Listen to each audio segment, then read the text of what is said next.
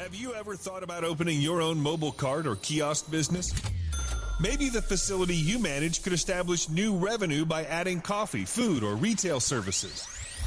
Cart King International can be the answer to your needs. Cart King is a North American designer and manufacturer of the finest mobile coffee, food, and retail carts and kiosks. Cart King has been working with clients and corporations across North America for 20 years, providing innovative designs, custom manufacturing, and timely delivery. Carts and kiosks are fun, and so are the dozens of designs on our website. Please visit us today at www.cart-king.com or just call us at 1-877-986-7771 and get your sales rolling. If you find yourself in need of legal representation, it can be a very stressful time in your life. In my career, I have dealt with thousands of lawyers, I've dealt with thousands of law firms, and I can confidently recommend to you Keith M. Davidson at kmdlaw.com. Available 24 hours, 7 days a week. Just log into kmdlaw.com. That's kmdlaw.com. Or you can call toll-free 833-4KMD-LAW. That's 833-4KMD-LAW.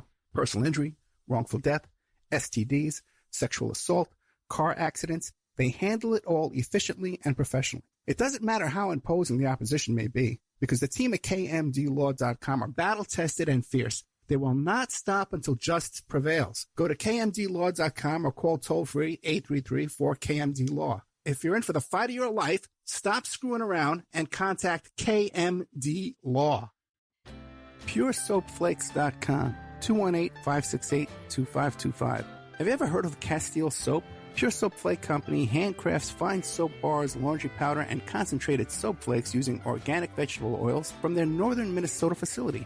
Bathe your body and wash your clothes with pure soap products that are free of fragrance, GMOs, palm oil, sodium lauryl sulfate, and synthetic additives. Keep it clean, folks. Pure Soap Flake Company products are kind to living creatures and sensitive skin, safe for drains and waterways, and work great in high-efficiency washers and top and front-loading machines. They have a little promotion going on. Contact them to order some soap. Mention the Opperman Report. You're going to get a free gift. They're going to send a little extra soap, travel size, soap bars and laundry soap, cleaning soap flakes. I've been using that stuff all day long today. Great stuff. Order today at puresoapflakes.com or give them a call, 218-568-2525, 218-568-2525. Pure Soap Flake Company is a proud member of the Handcrafted Soap and Cosmetic Guild. Is your credit in bad shape? Do you need a new car? Ready to buy a new house? You want to rent an apartment? Are you going to apply for a job? Any one of these activities, they're going to ask for a credit report and then check out your credit score. Let Dynamic Solutions 2 erase your negative credit remarks. You go to www.dynamicsolutions2, that's the number 2.com, or call 424-888-2820.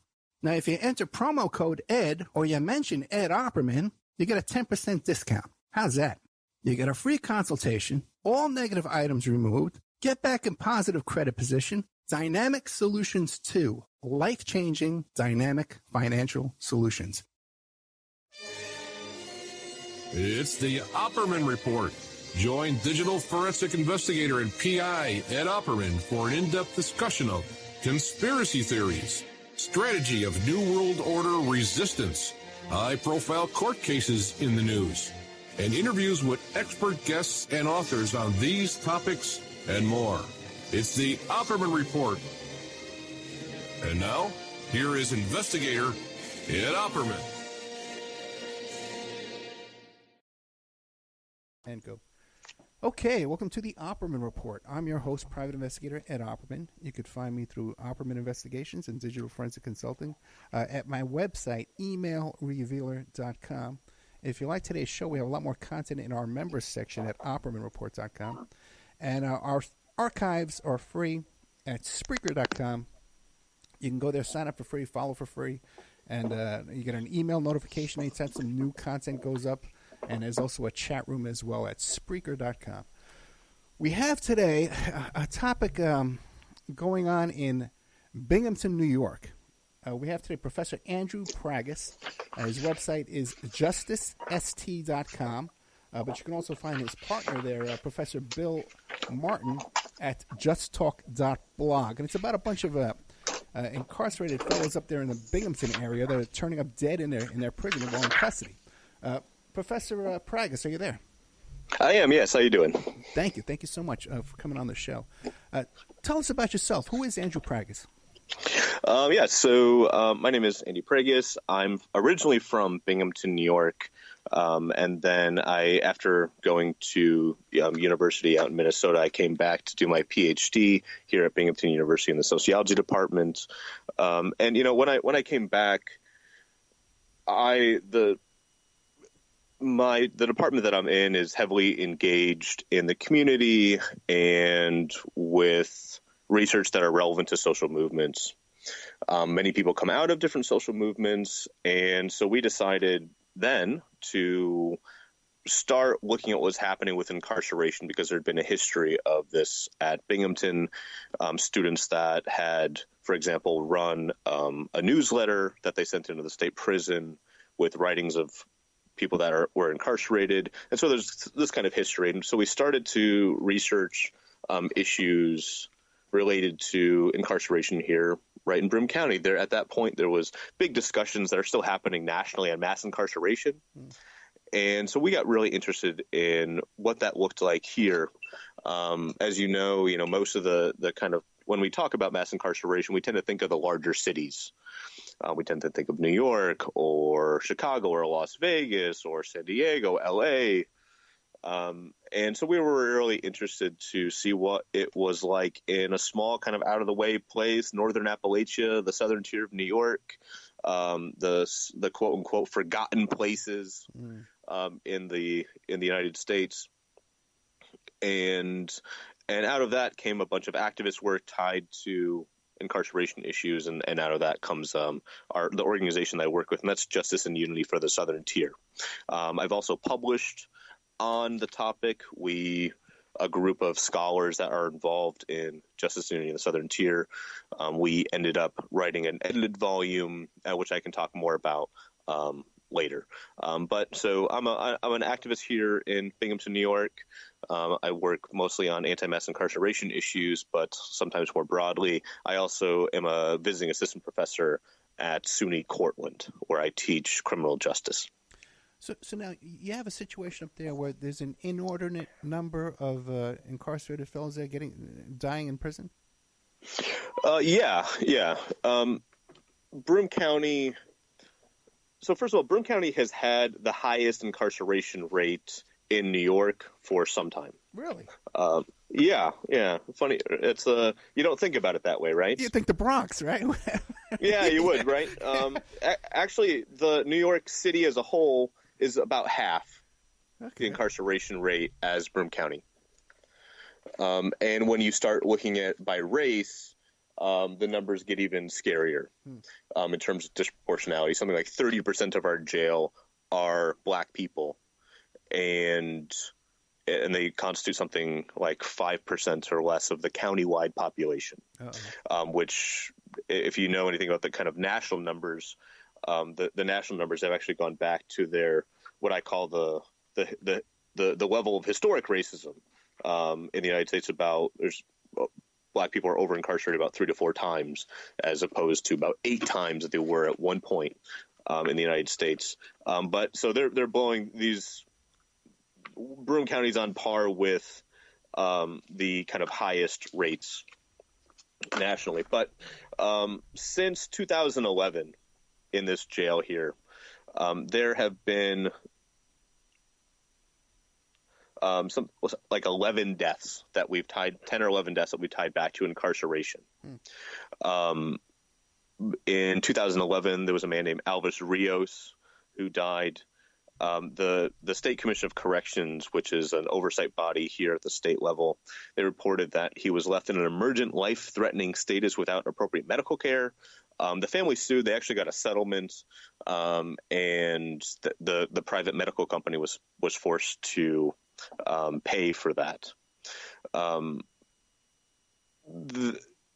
I can go into more detail, but the way that we talk about it here is the deaths that have occurred. Many of them are tied to medical neglect. Others are suicide, tied to lack of mental health care. But also, all jails and prisons are well versed, or should know, that suicide is a problem in facilities, especially in local jail facilities. So there's several of those, but most of them have been tied to medical neglect and malfeasance. The way that we talk about it is we note that in custody death is the result and outcome of a dehumanizing system that neglects incarcerated people's basic medical needs and basic human needs. So it shouldn't surprise us. Just so happens that in Broome County, it just happens to be particularly brutal. We're something like, when you kind of crunch the numbers, we're something like 40%. The death rate is something like 40% greater than what other facilities are in the state. Okay, now is this a conservative? I've never even heard of Broome County. Yeah. I can give you a little bit of backstory if you'd like. Sure. So Broome County, we're located in the southern tier of New York. So if you know New York a little bit, we're talking about it's just south of Syracuse, New York, about 60 miles south of Syracuse. It's on the Pennsylvania border. And it's one of these kind of out-of-the-way places. Yeah, I'm familiar with Binghamton. There's a college up there. I had an employee that went to school up there, Binghamton. Binghamton University, yeah. It's right. the main. It's one of the university state centers. But Binghamton and Broome County used to have some really huge stake in kind of the Cold War economy. For example, IBM, some of their high-tech manufacturing was here, going back to even before it was called IBM. And they employed something like, 12,000 people at one point, and a lot of top executives until in the early 2000s they go down to North Carolina. But it's a deindustrializing area. We've had, relatively high poverty rates for the last 20 years. It's a Rust Belt city now. And they vote conservative there. Yeah, it's a conservative county. The district that we're in, it has like a 6-point Republican advantage, if I recall. Although we're currently represented by a Democrat, a particularly untrustworthy one. But that's the way things shake out right now. But the Broome County legislature is controlled by Republicans. So is the city of Binghamton, which actually has a Democratic advantage. The city council and the mayor's office are Republican. The county executive's a Democrat. But most of the power brokers here are Republicans, yes. And what about law enforcement? Mostly white? Very, very, very white.